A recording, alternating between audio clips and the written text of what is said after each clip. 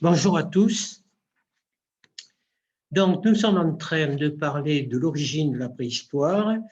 Nous allons revenir un petit peu en arrière, simplement. Donc, voilà le plan général. Et ici, nous en étions donc au C, c'est-à-dire au temps des fondateurs. Le contexte de cette époque a changé un peu puisque l'empereur Napoléon III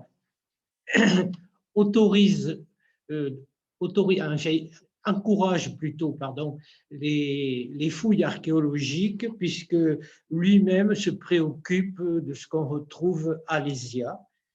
Et le contexte a changé aussi parce que bien des sociétés savantes se créent à travers le pays, puisqu'on passe d'une cinquantaine au début du siècle à plus de 600 à la fin du siècle.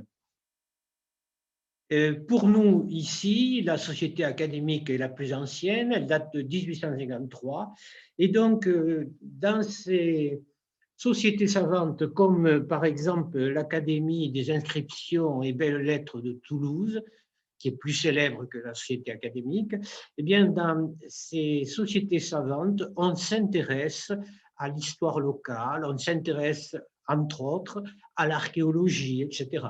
Et donc, la société académique, comme je vous le disais la dernière fois, a même réalisé un questionnaire archéologique dont on a quelques réponses, pas toutes. Donc, cet ensemble de chercheurs, ce sont des amateurs passionnés, bien sûr, et ils publient dans les bulletins de la société, comme ce bulletin de la société académique ici. Par contre, à l'échelle nationale, nous avons donc des gens extrêmement compétents pour l'époque qui s'intéressent à l'archéologie. Ici, vous avez donc 4 phages et ce Jean-Louis Armand Quatrefages de Réau est à la fois docteur en sciences, docteur en médecine, docteur en sciences naturelles et il est professeur au Muséum d'histoire naturelle. Il parle d'anthropologie et d'ethnologie et il enseigne tout ce qu'on sait sur l'homme préhistorique à l'époque. Le suivant, que j'avais commencé à vous présenter la dernière fois, s'appelle Broca. Alors, Jean-Pierre Broca est professeur de médecine, lui, et en 1861, il trouve le centre de la parole dans le cerveau humain, qu'on va appeler d'ailleurs depuis ère de Broca. Il croit fermement au rapport entre la taille du cerveau et l'intelligence, ce qui suppose donc a priori que l'homme est plus intelligent que la femme. C'est ce qu'on pense à l'époque. Il crée également la Société d'anthropologie de Paris et il enseigne l'anatomie comparée de l'homme et des primates. Donc, vous voyez qu'à l'échelle nationale, nous avons vraiment des pointures. C'est même le cas de Gabriel Le Mortillier. Alors, Gabriel Le Mortillier est un ingénieur qui est exilé en Suisse, pour des raisons politiques d'ailleurs. On n'est pas très loin de la révolution de 1848 qui vient de se passer. Et il s'est intéressé lors de son exil en Suisse aux lacs suisses dont le niveau a beaucoup baissé à cette époque-là et au bord desquels on a fait des découvertes archéologiques intéressantes, c'est-à-dire des rangées de pieux et de débris de bois, c'est-à-dire on a retrouvé ce qu'on appelle les palaffites, c'est-à-dire les villages lacustres, comme on les appelait à une époque. Donc il s'est complètement intéressé à ces découvertes-là et il va rentrer en France où il va être chargé des salles du nouveau musée de Saint-Germain-en-Laye, des salles de préhistoire. Hein. Il crée d'ailleurs une revue préhistorique qui s'appelle, entre autres, Matériaux pour l'histoire positive et philosophique de l'homme. Et il élabore des classifications d'objets préhistoriques. Et donc, il en tirera un ouvrage important, La préhistoire, Antiquité de l'homme. Voilà, pardon. Donc, vers 1870, l'homme préhistorique est conçu au pire comme une sorte de singe, au mieux comme un sauvage, un primitif en tous les cas. Hein. Ses préoccupations ne peuvent avoir été que grossières, utilitaires. Il n'a pu avoir d'autres soucis que ceux de la survie. Voyez. Donc, vous voyez qu'à l'échelle nationale, on a quand même des gens compétents pour l'époque. À l'échelle régionale, nous avons ici, dans le sud-ouest, des gens originaires de la région ou non, qui vont se distinguer. En particulier, vous le voyez ici, vous avez donc Édouard Lartet, un Gersois, qui est mort, qui est né en 1820, qui est mort en 1871. Hein. Il est d'une famille de propriétaires ruraux, mais il est à la fois avocat et propriétaire. Au cours de ses plaidoiries, il a affaire à une personne qu'il défend, et cette personne va lui rapporter, en paiement de ses services, si vous voulez, en 1833, et ce berger, donc, en paiement de ses services, lui donne une dent de mastodonte. Et il va, de ce fait, reconnaître un site donc très important, un site où l'on trouve des fossiles de mammifères et de reptiles, vous voyez, le site de Sansan, dans lequel on va reconnaître 90 genres et espèces de fossiles. En 1836, il découvre la mâchoire du premier grand singe fossile. Donc, il le publie en 1857 et vous allez voir ici une de ses trouvailles, c'est le Pélargonis, c'est-à-dire un oiseau à dents qu'il a découvert donc en 1857. Donc, il fait des fouilles toujours archéologiques à Massa. Il continue ses recherches dans le domaine purement archéologique, alors à Aurignac notamment, hein, et il dénomme chaque niveau qu'il découvre du nom de l'espèce animale dominante. Il parlera par exemple de l'âge de l'ours des cavernes ou de l'âge du renne, par exemple. Hein. Il va aussi associer à l'anglais Christie. Il va donc fouiller un peu plus loin, en Dordogne, par exemple. Hein. Il va fouiller au Moustier, à Logerie Basse, à la grotte de la Madeleine. Et à partir de 1869, il va être professeur de paléontologie au Muséum d'histoire naturelle. Voilà donc un homme, un régional célèbre. En voilà un autre qui s'appelle Cartaillac. Alors, il n'est pas né dans la région, mais il a été finalement à Toulouse. Il est venu à Toulouse, vous voyez, et en 1860, c'est le neveu de Quatrefages dont on vient de parler, là, et il va commencer par fouiller des dolmens à Aveyron, par exemple, hein, et il va travailler à la Galerie des Cavernes, au Muséum d'histoire naturelle de Toulouse. Il travaille d'ailleurs avec Lartet et Demortillier pour aménager la section préhistoire de l'exposition universelle de Paris en 1867. Alors, Cartaïa a quelque chose à voir avec notre département, puisque lui-même est venu reconnaître des dolmens, aujourd'hui disparus, dans les environs immédiats de Montserrier, du camp de Montserrier, de l'oppidum de Montserrier, vous voyez. Ces dolmens seront publiés, mais malheureusement, on n'a rien retrouvé, ils ont disparu depuis. En 1869, il dirige donc la revue Matériaux pour l'histoire primitive de l'homme. 1879, il réfute l'authenticité des peintures d'Altamira qu'on vient de découvrir à cette époque-là.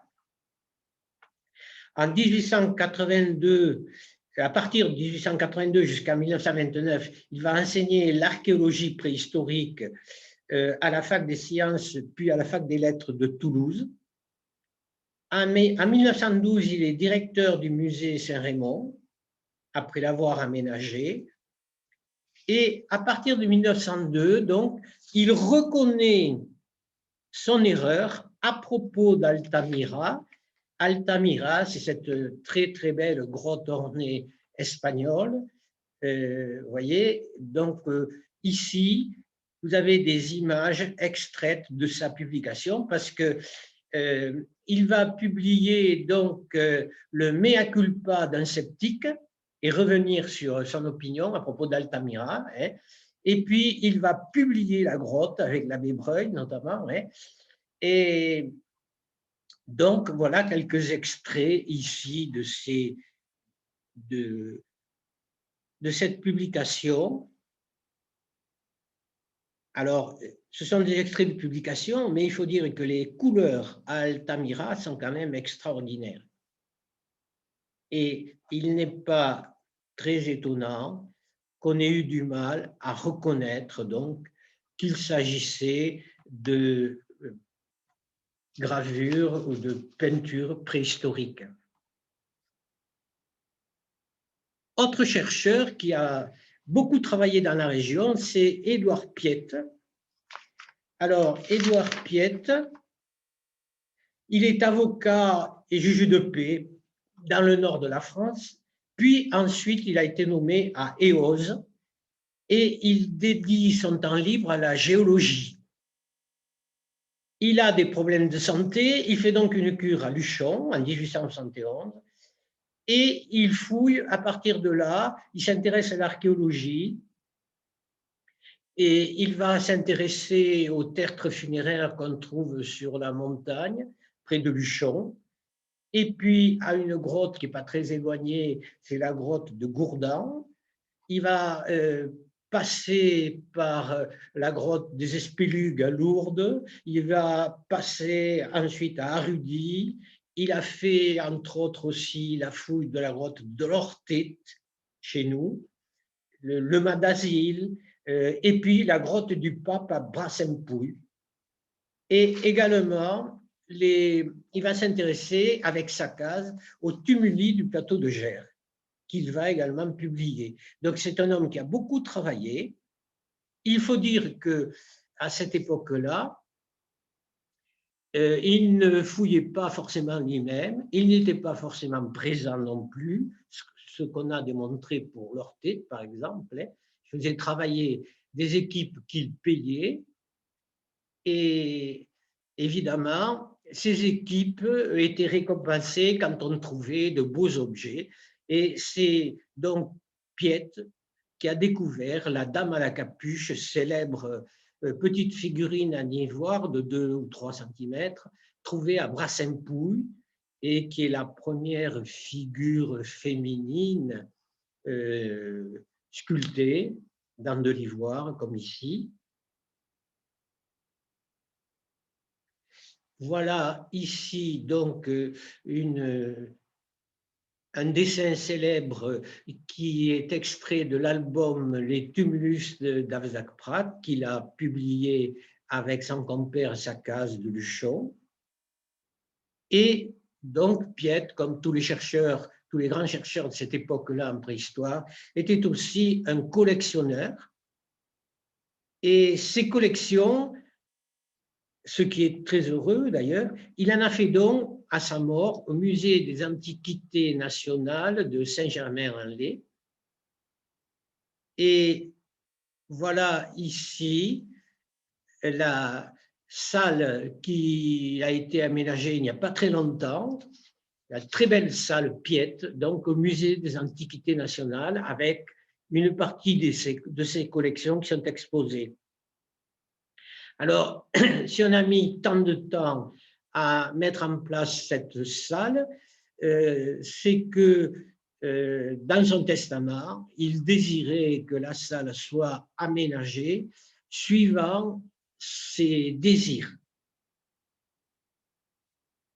Donc, Piet, pour nous, c'est quelqu'un de très important.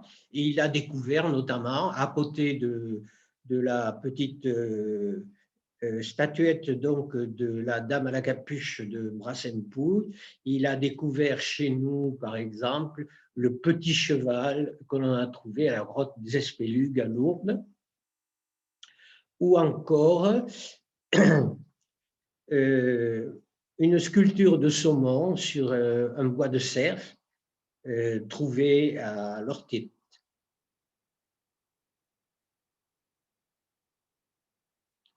Donc, après lui, son compère Sakaz n'a pas trop poursuivi dans le domaine de la préhistoire, puisque ensuite il s'est intéressé, surtout après un voyage à Rome, il s'est intéressé donc aux inscriptions antiques des Pyrénées qu'il a publiées et qui est toujours un ouvrage de référence.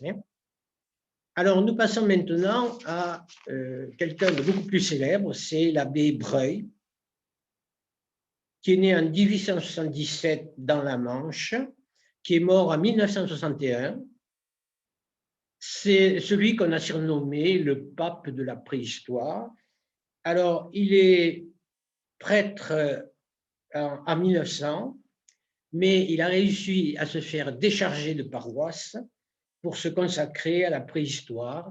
Alors, il a enseigné d'abord à l'Université catholique de Fribourg, puis ensuite à l'Institut de paléontologie à Paris, et ensuite au Collège de France, ce qui est le summum évidemment, au Collège de France à partir de 1929 jusqu'à 1947. En 1901, il a participé à la découverte de deux grottes ornées majeures. C'est en Dordogne, la grotte des Combarelles et la grotte de Fond-de-Gaume. Avec Cartaillac, il a travaillé donc sur la grotte de Marsoulas en Ariège et Altamira. L'abbé Breuil a également travaillé à la grotte de Gargas. Donc, vous voyez, ça a été une sommité, nous voilà à nouveau ici, notamment dans le domaine des grottes ornées. Et il est le premier préhistorien à visiter la grotte de Lascaux et à la décrire. Il a étudié de nombreux sites ornés en France, en Espagne, en Afrique du Sud. Et il a participé aussi, avec le père Teilhard de Chardin, à la fouille dont on avait parlé, c'est-à-dire aux fouilles qui ont suivi les premières découvertes de l'homme de Pékin. C'est un spécialiste mondial de l'art pariétal. Il a beaucoup étudié les industries préhistoriques, la stratigraphie. Il a surtout découvert et décrit ce niveau qu'on appelle l'Aurignacien à partir des découvertes de l'Arctique à Aurignac. Et en Afrique, il a pris part au développement préhistorique de l'Afrique. Il a eu quelques pratiques peut-être un peu discutables, mais enfin, c'est le grand bonhomme de cette période du 1er 20e siècle et même du début de la deuxième moitié du 20e siècle. Alors, nous arrivons maintenant à deux découvertes majeures qui vont se produire à peu d'intervalle de temps. En Allemagne, en 1856, on va découvrir donc l'homme de Néandertal. Il y avait eu déjà quelques trouvailles qui avaient posé bien des questions en Belgique et à Gibraltar. Alors, le Néandertal, c'est-à-dire une petite vallée entre Düsseldorf et Wuppertal, en Allemagne. En août 1856, donc dans une carrière, on trouve une petite cavité avec des ossements et notamment ce fragment de crâne que vous voyez là, bien caractéristique avec ces sourcils là très proéminents, enfin l'emplacement des sourcils très proéminent. Donc, au début du siècle suivant, oui, au début du siècle suivant, puisqu'on était au 19e, hein, au début du siècle suivant, on a trouvé donc un crâne beaucoup plus complet à la Chapelle aux Saints. Vous le voyez ici. Alors, la reconstitution, on a tendance à faire de cet homme de Néandertal un homme qui ressemble un peu au singe, par son attitude, déjà, on le montre un peu voûté, debout, mais un peu voûté, par exemple, par ses traits plus ou moins grossiers, etc. Donc, il faudra attendre encore avant de connaître cet homme de Néandertal. Alors ici, vous avez l'outillage utilisé par le Néandertal. Ce sont des choppers, vous voyez, des galets travaillés sur une face. Et ceux-là, ils ont la particularité d'avoir été trouvés à la grotte du Noisetier à Fréchétor, c'est-à-dire dans notre département, où on a fouillé il y a quelques années un campement dans une grotte, donc, un campement de Néandertaliens qui ne vivaient pas là tout le temps, mais qui y passaient peut-être à la saison de la chasse, hein, et qui y passaient, qui y campaient quelques jours. Voilà ici les sites de ce qu'on appelle les pré-néandertaliens, pardon.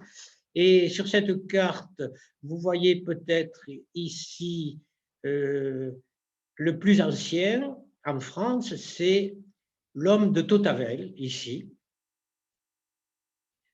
Vous voyez, et vous en avez encore en Espagne, à Tapercua, vous en avez en Italie, vous en avez dans le nord un peu plus, peut-être, en bordure des grands glaciers.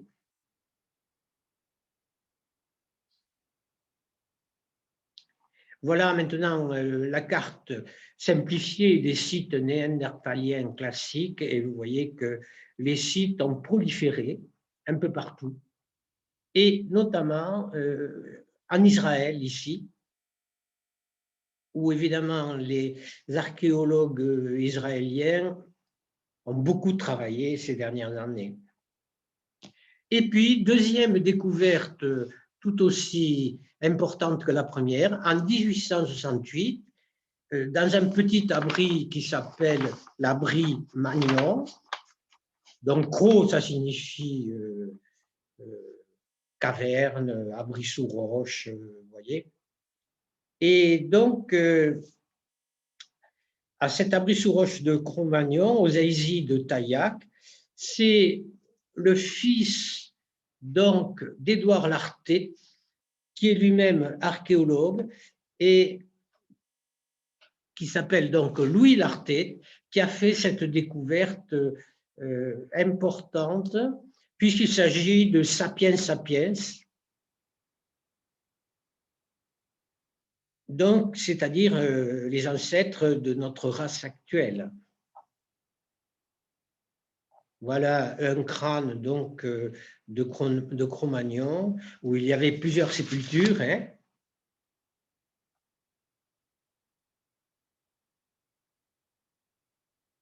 Alors, Homo sapiens est arrivé en Europe entre 40 000 et 10 000 avant notre ère. Hein. Et on a trouvé donc 5 squelettes associés à d'autres restes fragmentaires. Cette sépulture est attribuée à l'Aurignacien à l'époque, hein, mais en réalité, on la rattache à un autre niveau qui s'appelle le Gravecien.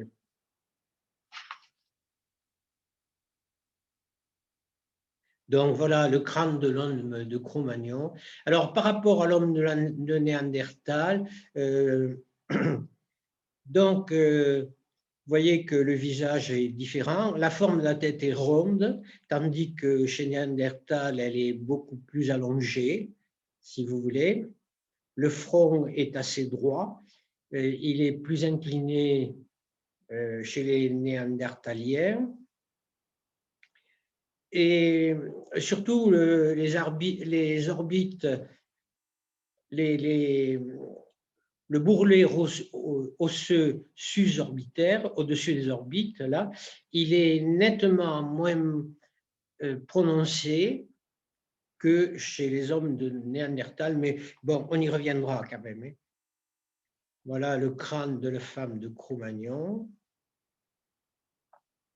Voilà des outils qui ont été associés, qui ont été trouvés associés, qui sont évidemment beaucoup plus perfectionnés, beaucoup plus élaborés que les outils qu'on a vus tout à l'heure, trouvés donc à la grotte de Fréchétor.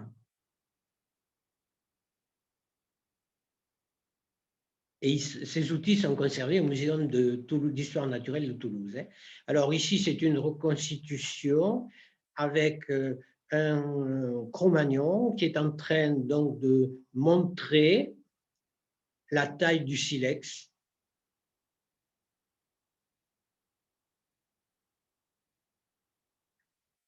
Alors, nous allons passer à la dernière partie, là, c'est-à-dire la préhistoire s'épanouit après 1914, pardon.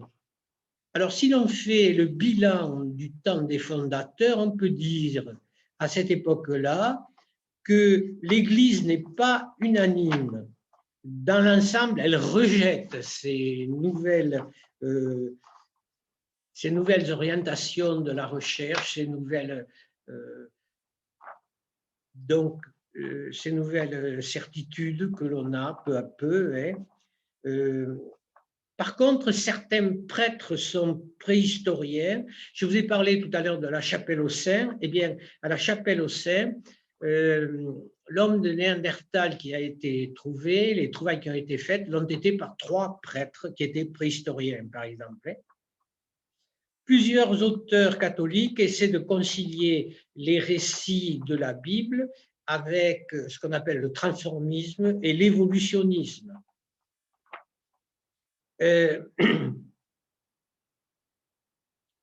D'autres prêtres rappellent la doctrine de saint Augustin. Il y a eu création simultanée de toutes choses, car Dieu n'a pas créé dans le temps, mais il a aussi créé le temps. Donc, c'est aussi cette époque-là, la création de la société préhistorique française, c'est-à-dire une société qui va être le lien entre ces préhistoriens, puisqu'elle a une bibliothèque, on lègue à la société beaucoup de trouvailles, des silex notamment. Hein, on donne à la société des centaines et des milliers de poteries et d'objets en métal. Hein, et il y en a même qui donnent leur monument mégalithique, dont des dolmens ou des menhirs. Donc la société se trouve se trouve propriétaire d'une douzaine de monuments mégalithiques. Surtout, elle édite un bulletin important. Elle organise des congrès préhistoriques, voyez. Ensuite, cette période, c'est la grande bataille de l'Aurignacien. Donc, on discute beaucoup de cette période. Donc, je vous rappelle qu'Aurignac a été fouillé par Édouard Lartet. On essaie de discuter sur la réglementation des fouilles, mais rien n'en sort de concret. C'est encore trop tôt. Voyez. Ensuite, c'est l'entrée en scène du mécénat, c'est-à-dire Son Altesse Sérénissime Albert Ier de Monaco a deux passions, la mer et puis les origines de l'homme. Donc, il organise des fouilles de la grotte de Grimaldi, près de chez lui, et il finance les publications de Breuil et Cartaillac sur la grotte d'Altamira, et il fonde à Paris un institut de paléontologie humaine. Donc, c'est le début du mécénat. Et c'est l'époque où on a aussi un autre préhistorien qui s'appelle Deschelette et qui va travailler sur des collections très importantes des fouilles, enfin issues des fouilles, et il va publier plusieurs ouvrages qui sont encore quelquefois utilisés. Donc, passons maintenant à la dernière partie, c'est-à-dire la préhistoire s'épanouit après 1914. Alors, c'est d'abord un élargissement de cette préhistoire, puisque, je vous le rappelle, il y a donc des fouilles archéologiques en Chine. Je vous ai même dit que l'abbé Breuil et le père Teilhard de Chardin y avaient participé. Vous avez également alors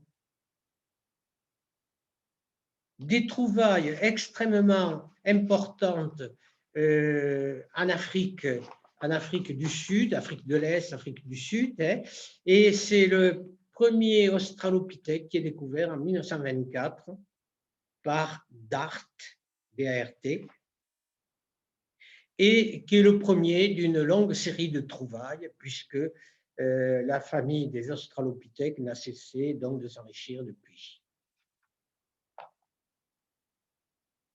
Vous avez l'Amérique qui entre en préhistoire aussi, avec la trouvaille de plusieurs cultures, mais surtout de la culture de Clovis. Clovis est une agglomération du Nouveau-Mexique, et donc cette culture Clovis-là a une datation aux alentours de moins 13 500. Et puis là aussi, ça va être le point de départ de nombreuses fouilles et découvertes, à tel point qu'on va trouver donc des hommes avant cette culture Clovis là, qui prouve que les Sibériens sont passés donc en Amérique bien avant. Donc vous voyez, le champ de la préhistoire s'est largement élargi. Alors voilà, ici je vous en parlais à l'instant. Donc voilà ici un des manuels d'archéologie de Deschelette qui est encore utilisé et utilisable. Mais le grand bonhomme de cette époque, c'est André Leroi-Gourhan. Donc André Leroi-Gourhan, c'est un homme qui a quitté l'école très tôt, donc à 14 ans, et c'est un autodidacte qui habitait Paris, ou qui a habité Paris, du moins un certain temps, assez longtemps pour pouvoir s'inscrire à différents cours de spécialistes. Hein. Mais André Leroi-Gourhan va donc passer plusieurs doctorats, et notamment un doctorat sur le Japon, notamment parce qu'avec sa femme, Arlette Leroi-Gourhan, il va travailler sur les Japonais, enfin des peuplades japonaises anciennes qui se trouvent donc dans l'île d'Hokkaido, l'île du Nord, là, et qu'on appelle les Ainus. Mais il est avant tout ethnologue, mais il va s'intéresser aussi à la préhistoire, et notamment, il va fouiller des grottes, plusieurs grottes, à Arcy-sur-Cure.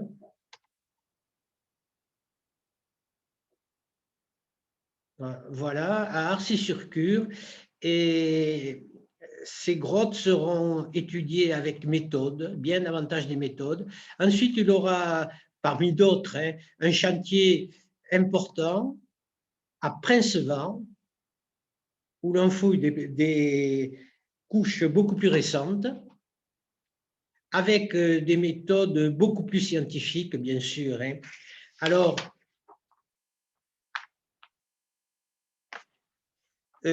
surtout, jusque-là, la méthode du creuser la Montbrave, comme on dit, se faisait avec des ouvriers payés, comme je l'en ai parlé pour Piette, là. Donc, ces ouvriers avaient une fâcheuse tendance à voler des objets ou à essayer de faire des faux, ce qui est le cas dans un site célèbre pour ses faux qui s'appelle Glosel, par exemple. Hein. Il y a eu quelques précurseurs comme Marthe et Saint-Just-Pécard. En 1928, ils publient un petit livret qui s'appelle Techniques de fouille préhistorique, c'est-à-dire qu'ils recommandent de fouiller eux-mêmes et de surveiller le chantier, même la nuit. Donc, ils avaient l'habitude de camper sur les sites de fouille. Donc, les fouilleurs sont aussi collectionneurs à cette époque-là, la plupart du moins, et ils ne prennent en compte souvent que les beaux objets susceptibles d'intéresser dans des collections, leurs collections, et ils multiplient les sondages et multiplient les trous. Mais tout va changer après la Seconde Guerre mondiale. La loi de protection de 1941, qui est due à un spécialiste de l'Antiquité romaine qui s'appelle Carcopino, l'État va se mettre à contrôler les fouilles et fouiller peu à peu ne va être possible qu'après autorisation. Et il y aura des circonscriptions administratives, donc avec un directeur qui est une personne bénévole à l'origine, donc il y a peu d'activités, mais enfin, c'est un début. Pour le roi Gourhan, donc, les fouilles, il faut donc fouiller avec des techniques et des méthodes différentes de ce qu'on faisait jusque-là. Hein. Par exemple, et là vous le voyez bien parce que le sol est plat, il faut fouiller à l'horizontale, couche par couche. Donc, le roi Gourhan enseigne également sur le terrain. Il a formé beaucoup d'archéologues à cette époque-là. De 1960 à 1964, par exemple, il a 2 chantiers écoles par an, obligation pour ses étudiants de suivre les fouilles. Donc, à Arcy-sur-Cure, que je viens de vous montrer, là, en grotte, et puis à Princevent, ici. D'ailleurs, Princevent est encore un site école pour les universités parisiennes. À Arcy-sur-Cure, son épouse, Arlette, met au point une méthode pour l'analyse des pollens. C'est le début de la palynologie, donc. Et également, en 1962, il a fouillé un hypogée dans la Marne avec de nouvelles méthodes, c'est-à-dire de mettre en premier les détails des ensevelissements, la chronologie, le caractère des corps inhumés, l'évolution des dépôts, etc. Donc, vous voyez que c'est un changement très important. Ensuite, nous avons une autre personnalité importante pour l'époque, c'est Peyronie, l'instituteur des Aïzis, qui va devenir donc un archéologue important et qui va donc s'attacher beaucoup à la chronologie des différents sites. Il va fouiller donc beaucoup de grottes du Périgord ou de la Dordogne et donc il va également fonder le musée des le musée national de la préhistoire aux Aïzis de Taillac. Il en sera le fondateur, le créateur, le premier conservateur. Et c'est donc un musée qui subsiste de nos jours. Hein. Donc, deux mots pour finir là sur une autre caractéristique donc, des fouilles et des fouilleurs dont je vous parlais. Eh bien, avec un bordelais qui s'appelle Borde, on va prendre l'habitude de faire des statistiques sur les trouvailles d'un site. Par exemple, il va, et c'est nouveau pour l'époque, si vous voulez, les pièces récoltées sont très diverses, elles se multiplient, donc il va calculer les proportions des différentes pièces dans telle ou telle couche, et donc ça va être une nouveauté tout à fait inédite de cette époque-là. Mais pour finir, simplement, la préhistoire va utiliser à partir de ce moment-là des ordinateurs, des datations absolues au 14. Elle va utiliser donc des sciences comme la dendrochronologie, la tracéologie, l'anthracologie, c'est-à-dire l'étude du charbon, la palynologie. Et par conséquent, elle va changer complètement en devenant de plus en plus scientifique. Voilà, je vous remercie.